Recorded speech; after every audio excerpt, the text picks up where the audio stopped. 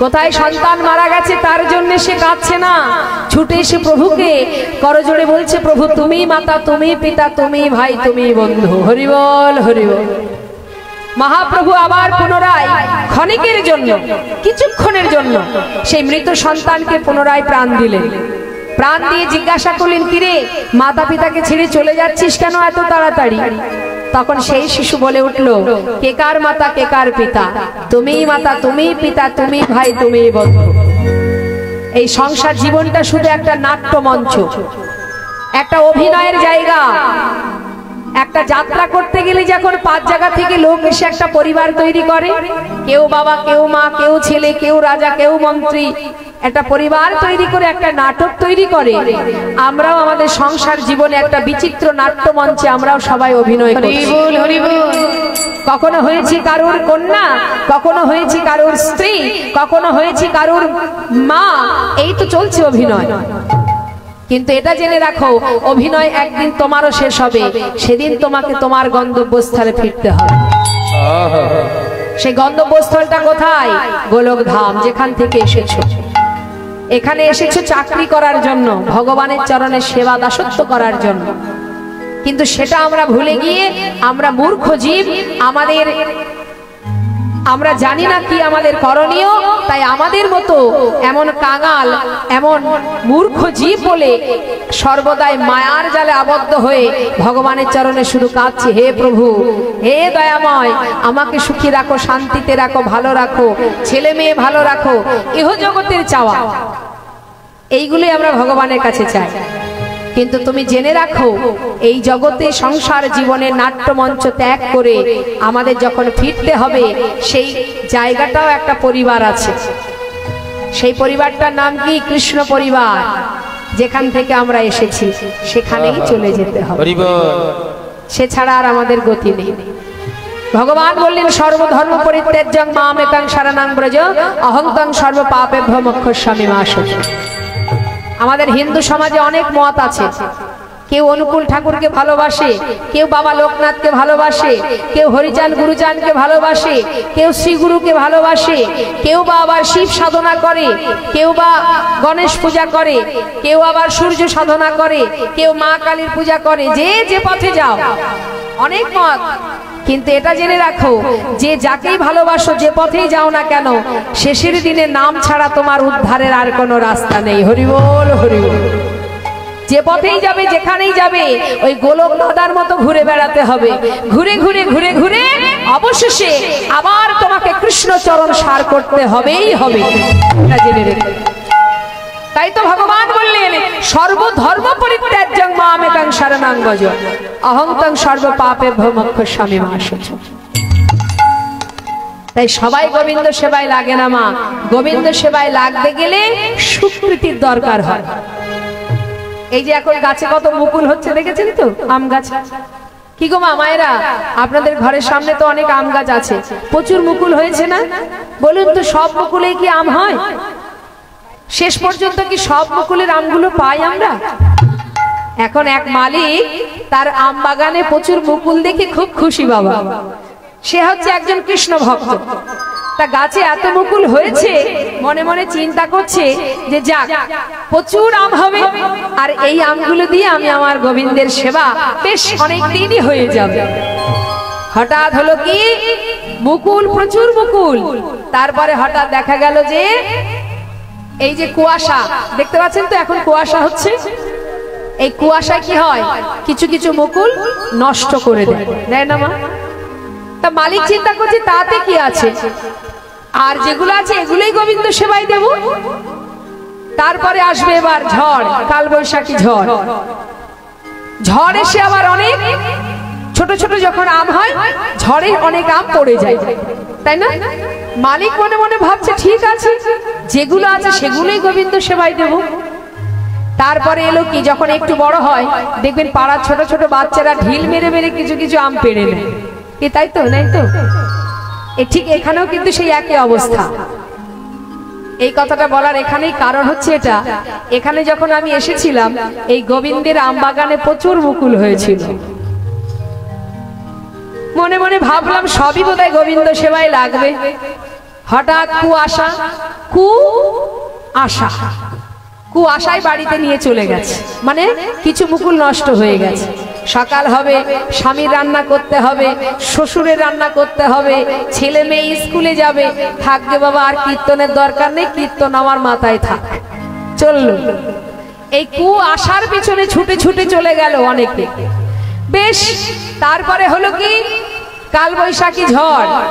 একজন যদি ওঠে, পিছনে পিছনে আর চারজন উঠে চলে যায়। দেখছে যে যদি উঠি কীর্তনিয়া কিছু বলে বসে, একজন উঠলে তার পিছন পিছন আমিও চলে যাই। গেল, তাতেও গেল। এবার যখন একটু বড় বড় হয়, বাচ্চারা ঢিল মেরে পেড়ে দেয় না, আমগুলো পেড়ে নেয় তো, তাই এখানেও ঠিক সেই রকম হচ্ছে। একজন যাচ্ছে আর একজনকে খোঁচা দিয়ে ওই ঢিল মেরে আম পাড়ার মতো, এই দিদি বাড়ি চল, আর শুনতে হবে না কীর্তন, কাল আবার কত কাজ আছে জানিস, কাল আবার এ আসবে সে আসবে, এই চল চল বাড়ি চল। মানে ওই ঢিল মেরে আম পাড়া মতো আর কি, ঢিল মেরে মেরে মানে খোঁচা দিয়ে দিয়ে। একজন যাচ্ছে, তুমি গেলেই তো হয় বাবা, সাথে আবার পাঁচজনকে ডেকে নিয়ে যাওয়ার কি আছে, ডেকে নিয়ে যাচ্ছে। মালিক চিন্তা করছে, যা যেগুলো আছে এগুলোই গোবিন্দ সেবায় দেব। তারপরে দেখবেন ওই যখন একটু পেকে যায়, তখন পাখিতে এসে অনেক আম নষ্ট করে দেয় না মা। তার ভিতর দিয়ে যে আমগুলো অধীর অপেক্ষায় গাছের ডাল ধরে গোবিন্দ সেবায় লাগার জন্য বসে আছে, একমাত্র সেই আমগুলোই গোবিন্দ সেবায় লাগে। তার মানে এই কথাটা বলার এটাই অর্থ, এখানে এখনো অনেক আম আছে, এখনো যে বলতে পারছি না কটা আম শেষ পর্যন্ত গোবিন্দের চরণে পৌঁছাবে। হরি বল। তা আমরা লীলায় আসি। কি হলো মা, সুদামা আর সুদামার বিবাহের পর যখন সুখে স্বাচ্ছন্দ্যে জীবন কাটাচ্ছে, এবার কি করছে, ভগবান একটা একটা করে পরীক্ষা করছে। দেখুন, আস্তে কথা নয়, দেখুন ভগবানের কেমন পরীক্ষা। প্রথমে কেড়ে নিল সুদামার মাতা পিতাকে, মানে মারা গেল। সুদামার মাতা পিতা যখন মারা গেল, সংসারের পুরো দায়িত্ব পড়ে গেল সুদামার কাঁধে। এবার কিছুদিন যেতে না যেতে সুদামা যে পাঠশালায় বাচ্চাদের শিক্ষা দিত, সেখান থেকে যে কড়ি পেত তাতে সংসার চলতো, সেই পাঠশালাটাও কিছুদিন বাদে বন্ধ হয়ে গেল। এবার সংসারটা চলবে কি করে, সুদামার কাঁধে উঠে গেল ভিক্ষার ঝুলি। নিতাই গৌর হরি বল। দাঁড়ে দাঁড়ে ভিক্ষা করে কোন রকমে সন্তানদের নিয়ে, স্ত্রীকে নিয়ে সংসার চলে। কিন্তু রোজ রোজ কি ভিক্ষা কেউ দেবে? একদিন দেবে, দুদিন দেবে, আবার দুদিন দেবে না। ভিক্ষা যেদিন পায় সেদিন কোন রকমে সংসার কাটে, আর যেদিন ভিক্ষা পায় না সেদিন চোখের জলে বুক ভাসিয়ে কাঁদে, আর মুখে কিন্তু কৃষ্ণ নাম কখনো ছাড়ে না মা, সর্বদাই কৃষ্ণ কৃষ্ণ কৃষ্ণ কৃষ্ণ কৃষ্ণ। এইভাবে দিন যেতে যেতে দেখতে দেখতে তার পিতৃ সম্পদ বলে যা যা ছিল সব একটু একটু করে শেষ হয়ে গেল। অবশেষে স্ত্রীকে নিয়ে আর সন্তানদের নিয়ে গাছের তলায় এসে সার করল। কিন্তু নিঃশ্বাসে প্রশ্বাসে তার প্রিয় সখা কৃষ্ণ কৃষ্ণ কৃষ্ণ। এদিকে কি হলো মা, সব যখন শেষ হয়ে গেল, তার স্ত্রী সুশীলা বললেন, স্বামী একটা কথা বলবো। বলো। স্বামী, তোমার বন্ধু নাকি ভগবান, তোমার মুখে শুনেছি, আবার সে নাকি দ্বারকার রাজা। আমার দ্বারকা কোথায় জানেন? গুজরাটে। গুজরাটে আছে সেই দ্বারকা, যেখানে ভগবান রুক্মিণী সত্যভামাকে নিয়ে সোনার সিংহাসন পেতে বসেছিলেন। সেই দ্বারকায়, দ্বারকায় গোবিন্দ রাজা হয়ে বসে আছে। আর এদিকে বৃন্দাবনে সুদামা দাঁড়ে দাঁড়ে ভিক্ষা করে কোন রকমে দিন কাটায়। হঠাৎ তার স্ত্রী বলল, স্বামী যাও না, তোমার বন্ধু তো রাজা, সে দ্বারকার রাজা, যাও না স্বামী, সন্তানদের জন্য কিছু চেয়ে নিয়ে এসো। আমাদের এখনো অবস্থা, আমার সন্তানদের অঙ্গে একটা বসন নেই, এই গাছতলায় ঝড় বৃষ্টির মধ্যে জীবন কাটে। তোমার বন্ধু এত বড় রাজা, যাও না কিছু একটু চেয়ে নিয়ে এসো তার কাছ থেকে। সবাই তো রাজার কাছে কত কি চায়, তুমি যাও। সঙ্গে সঙ্গে সুদামা বলছে, সুশীলা যা বলেছো বলেছো, আর বলবে না, কারণ বহুদিন আমি আমার বন্ধুর সঙ্গে দেখা করিনি, কতগুলো বছর হয়ে গেছে। সে দ্বারকার রাজা হয়েছে, মস্ত বড় রাজা, আর আমি দিনহীন কাঙাল। আমি আমার বন্ধুর সামনে প্রতিজ্ঞা করেছিলাম জীবনে কোনোদিন ওর কাছে কিচ্ছু চাইবো না, আর আজকে আমি বিপদে পড়েছি বলে তার কাছে চাইবো না।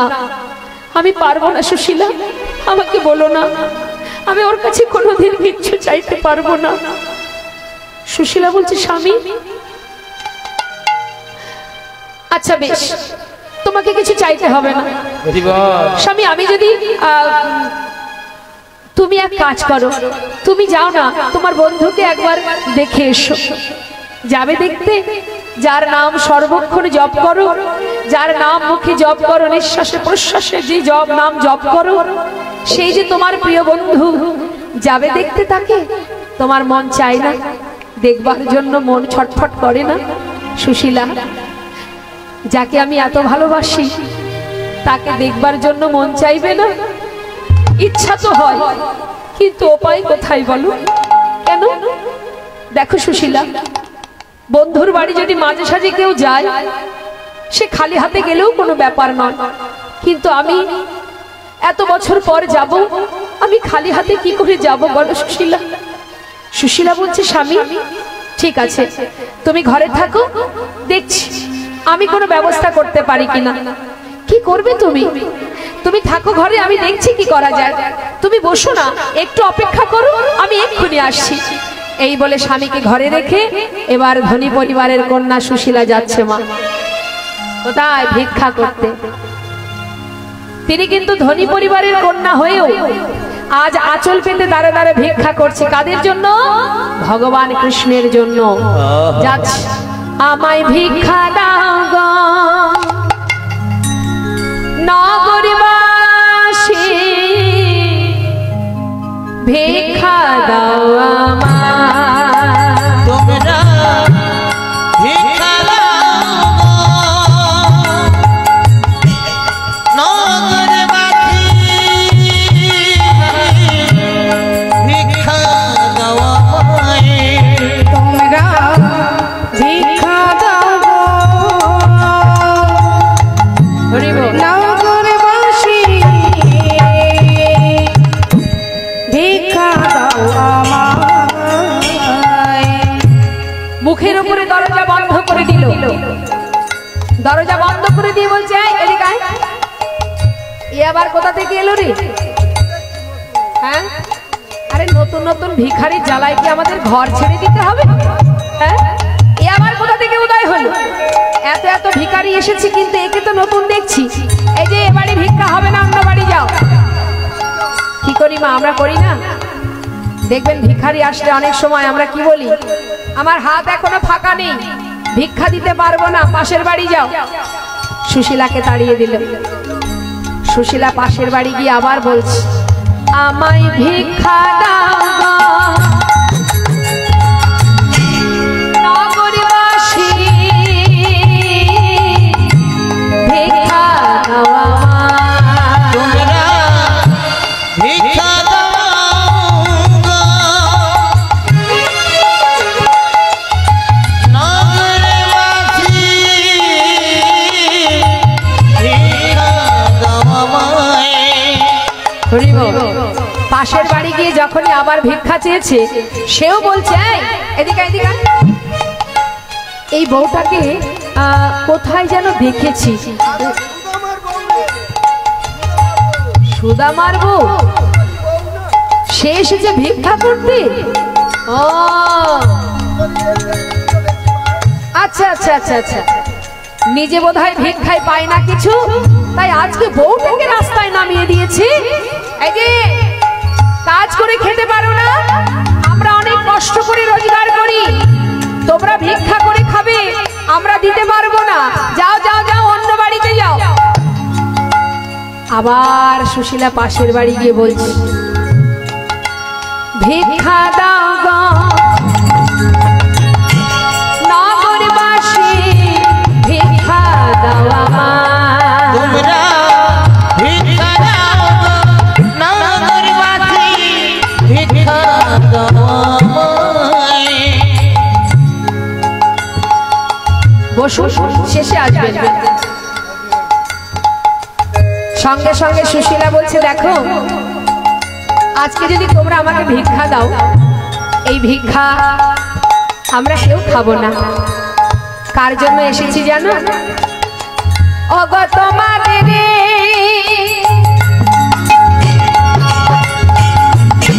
ভিক্ষার দ্রব্য পাবে সে মোরা। তোমাদের ভিক্ষার দ্রব্য পাবে সে মোরা। ভিক্ষা দাও আমায়, তোমরা ভিক্ষা দাও গো নগরবাসী, ভিক্ষা দাও আমায়। কি বললেন? তোমাদের ভিক্ষা পাবে শ্যামরায়। তোমরা যদি ভিক্ষা দাও, সেই ভিক্ষা গোবিন্দ সেবায় লাগবে। সঙ্গে সঙ্গে গ্রামের যারা কৃষ্ণ ভক্ত তারা মনে মনে চিন্তা করলেন, যাক সুদামা তো কখনো মিথ্যা কথা বলে না, আর তার স্ত্রী নিশ্চয়ই সেও মিথ্যা কথা বলবে না। তবে আজকের ভিক্ষা যদি গোবিন্দ সেবায় লেগে যায়, তাহলে তো আমাদের জনম ধন্য হয়ে যাবে। তাই কৃষ্ণ ভক্ত পরিবার থেকে কয়েক বাড়ি থেকে কয়েক মুষ্টি চিড়ে তার আঁচলে দিয়ে গেল। সেই চিড়েগুলো নিয়ে ঘরে ফিরে এসে নিজের বসন থেকে কিছুটা অংশ ছিঁড়ে তার মধ্যে পুটুলি বেঁধে স্বামীর হাতে দিয়ে বলছে, স্বামী আজ আমি যা ভিক্ষা করেছি সবই গোবিন্দের জন্য। তাই যাও স্বামী, নিয়ে যাও, তোমার বন্ধুর জন্য নিয়ে যাও, আর তাকে একটু দেখে এসো, নিশ্চয় তোমার ভালো লাগবে। শত হলেও সে বন্ধু তো। যাও, জীবনে এত কষ্ট পাচ্ছ, এত দুঃখ পাচ্ছ, যাও দেখা করে এসো। সুশীলার কথা মতো সেই চিড়ের পুটুলিটা নিয়ে আজকের একটা দানাও সন্তানদের দেয়নি, নিজেও খায়নি, পুরোটাই গোবিন্দের জন্য পাঠিয়ে দিয়েছে। আর এদিকে সুদামা সেই চিড়ের পুটুলিটা নিয়ে মনের আনন্দে ছুটতে ছুটতে যাচ্ছে। আর কি বলছে? একবার দেখা দে রে ভাই কানাইয়া, দেখা দে